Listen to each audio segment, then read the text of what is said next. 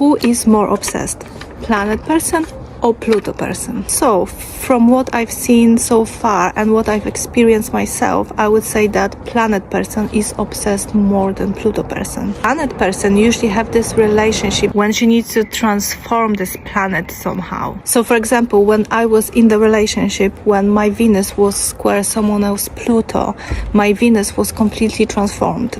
I completely changed the way I look at relationships, how I show up in relationships. And although this relationship was very painful for me, it ended up being the best thing that could happen to me. Who holds more power in Pluto synastry? From my experience, it is Pluto, but not because they are better or stronger, but because the other person gives their power away to them. The other person cares way too much about if Pluto likes them, if they want them. They put the Pluto person on the pedestal and they are very scared of losing them. And Pluto person can feel it, so they act like they don't care, and it seems like they have more power in this relationship. But the moment you take your power back, you concentrate on yourself and you stop obsessing, even look elsewhere, look how fast Pluto loses their control. In a blink of an eye, they will be the one chasing you. Because Pluto is as strong as you let them be. By the way, I am Evelyn, I am a relationship astrologer. If you want to book a reading with me, the link to my website is in my bio. One of my favorite markers for physical compatibility in synastry is when one person's Mars is conjunct the other person's Pluto. Oh my God. That means Mars, the planet of passion, action, sexual drive, is right on top of Pluto, the planet of obsession, intimacy, the occult, freaky deaky shit. So when you get those two in the same bed, the results are explosive.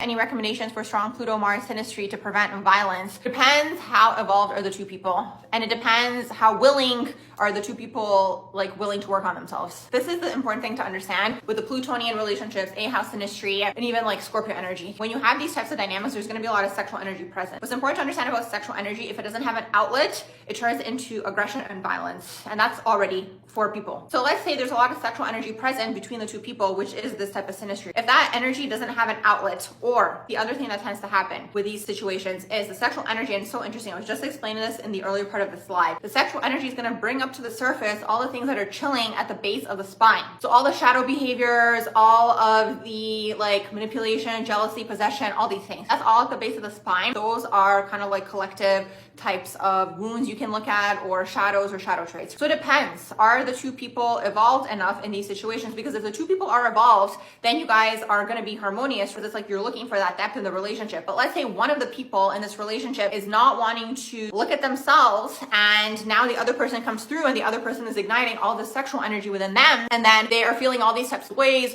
triggered, all these things are coming to the surface. If they can't look at themselves, they're going to blame you. So that's how that can kind of manifest. So you have to look and see within the other person, you're clearly the more self-aware one in this conversation. So you have to look at the other person, because you're aware of what's going on here and the potential. Is this person able to, let's say, handle the strength of this energy? Are they going to look at themselves and not blame you? Because in this situation, even though the sexual energy is bringing things to the surface, for them, if they're not ready to look at their shadows and these types of things, they might blame you, and then you might be the scapegoat, even though you're not doing anything. It's just the presence of the sexual energy there. Hope that makes sense. So that's how these dynamics can turn toxic, or they can go into the shadow energy. It depends how evolved are the two people in these situations, is basically what that is. Is there an outlet for this energy? What's going on with the shadow traits within two people? Because it's let's say this person that you're involved with has never dealt with any sort of shadows, and all these things are taking place with them, and you come through, and now there's this sexual energy present amongst the two people, and all these things are coming to the surface for them. Well, it's are they willing to work on that, or are they going to just project? Is basically what that is. And if it goes into the shadow of the energy, that's how it can go into the violence. So you need to have discernment in these situations to see early on and assess the other person, really is what that is, and see how far along are they in their journey. Are they willing to work on themselves, and do they even understand what's going on here, or are they just going to project and not be able to deal with their emotions and the energy that's taking place here? That's pretty much what's going on with all of that.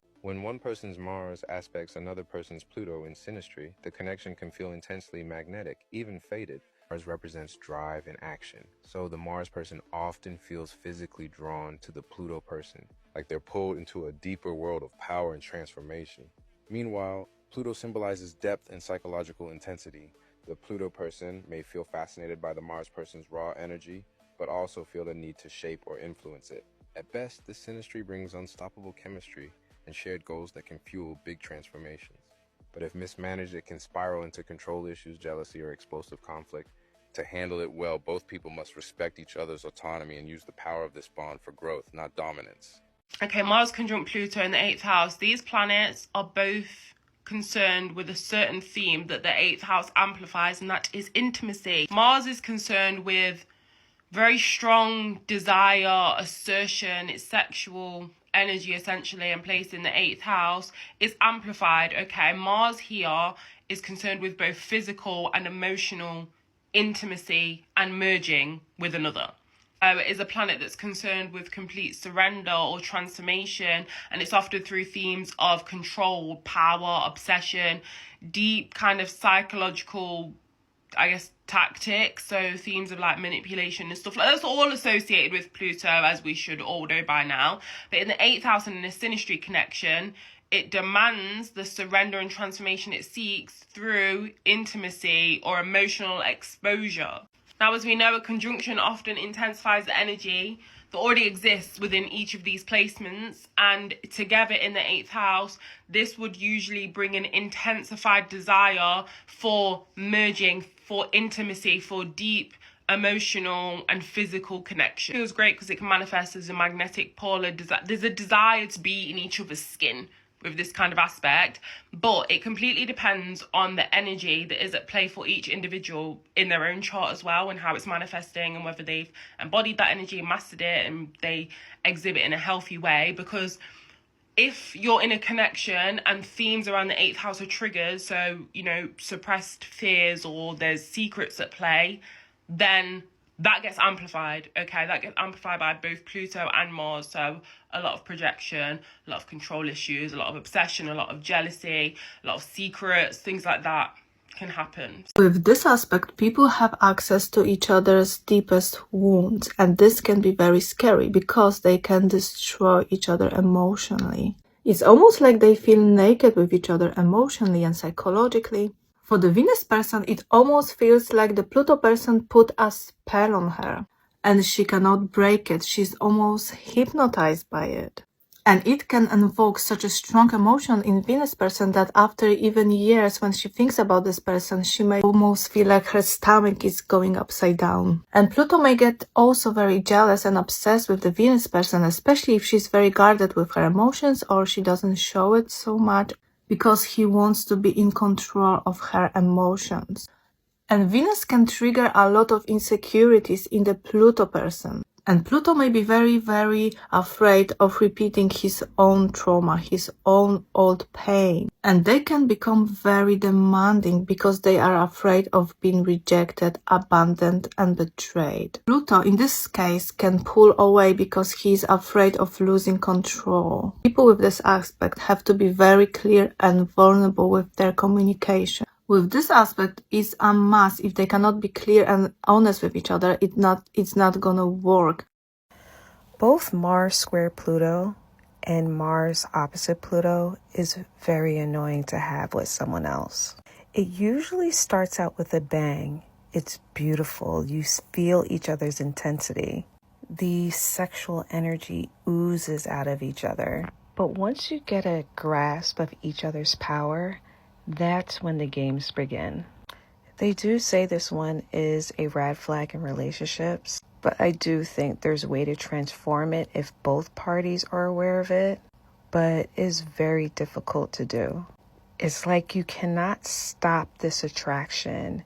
It may feel fated, but it seems like your body chemically can't help yourself.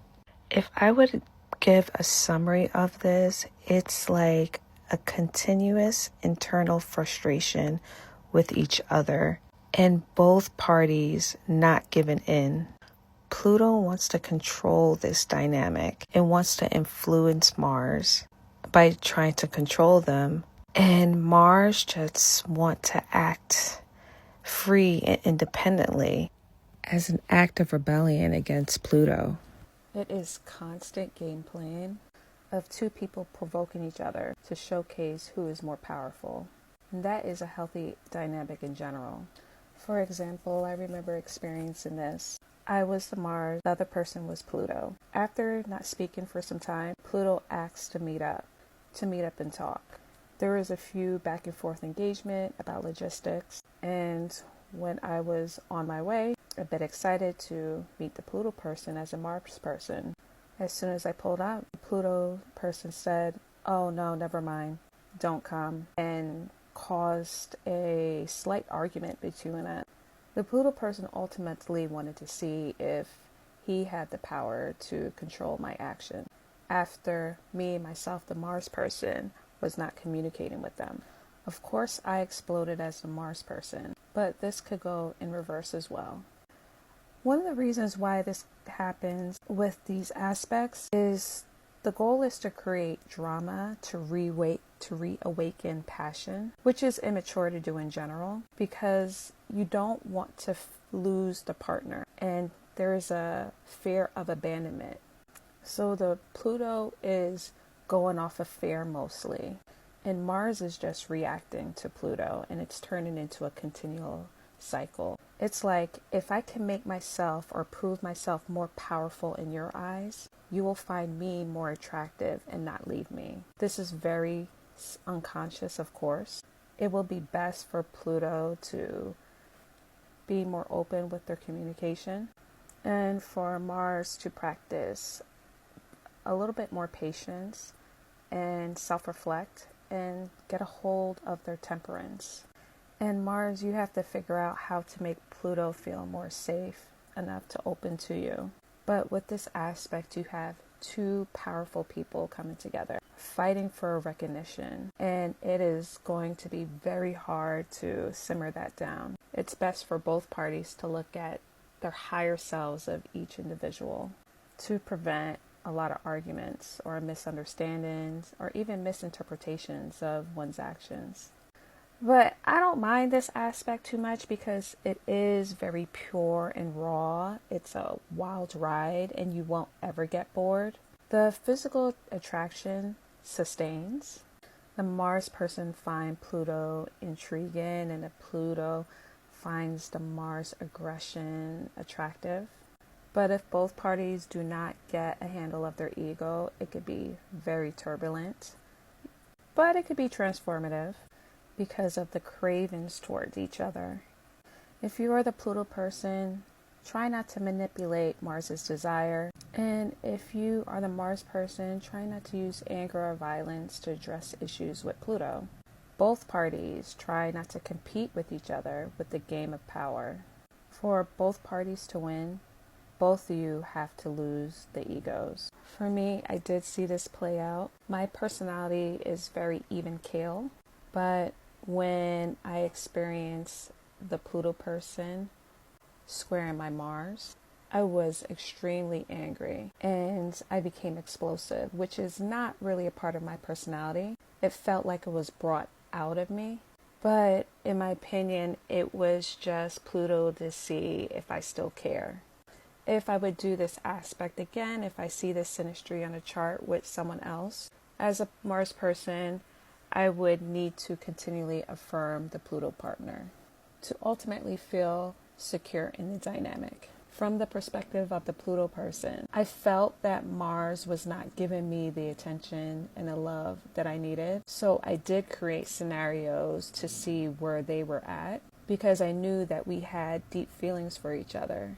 But a lot of times it played out through silence. So if I am a Pluto person in a dynamic in the future, I am going to have to be more vulnerable with my fears and explain to the Mars person how I'm feeling about certain things like distance, or they're doing things without my knowledge or I don't think they should do. So my fear is not continually triggered. All in all, if both parties are not aware of this aspect, then it will play out as a war. But it is resolvable through open communication and patience.